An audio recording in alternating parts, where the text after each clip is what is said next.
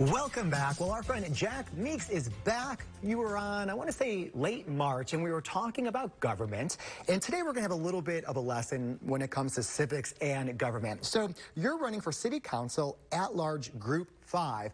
But we figured, let's learn about this, because a lot of times we say, you know, these different positions from elected officials, but we don't understand what they do on a daily basis. So welcome back to the show.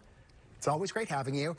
Let's start out with that. So City Council, what exactly does one do if elected in that position?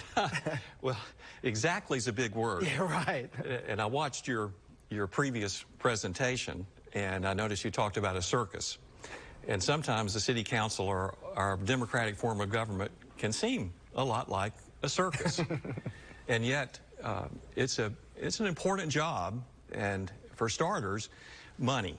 You know, the City Council is going to review and maybe change and ultimately approve a budget that's produced by the mayor's office. And so the budget for Duval County, Jacksonville, Duval County are consolidated. It's the same thing. I think presently is about $1.3 billion. And so how we spend or decide how we spend that money is going to affect us in our life here in Duval County. Everything from whether or not our streets are taken care of the way that we would like for them to, or how we pay and have public safety from the sheriff's department to our firefighters. All of that comes within the city budget. Interesting. So budget obviously very important because that's what's funding really our quality of life, all the little things that just happen around us. Let's talk about your background too, because you mentioned budget. Your background is an accountant. Well, that's right. In fact, it's sort of a coincidence, I suppose, that when this election takes place this coming March, so less than a year away now, that will coincide with my having come here out of school 50 years ago, half a century ago, to start my accounting or CPA career. So it's that skill set really is what's fueling the passion to get into public office, correct? Well, that's a big part of it. The other part, at least without going too much detail, is my wife and I live in historic Springfield, which is just a few blocks north of here. If you had a little more time, we could cross the bridge and walk to our home. And so I've experienced a lot of the problems that we have in Jacksonville, or problems, opportunities disguised as problems. See, you're already a politician. Well, you have to have some political skills to have a CPA firm and try to keep a bunch of clients happy and people who work there, so that takes some political skills.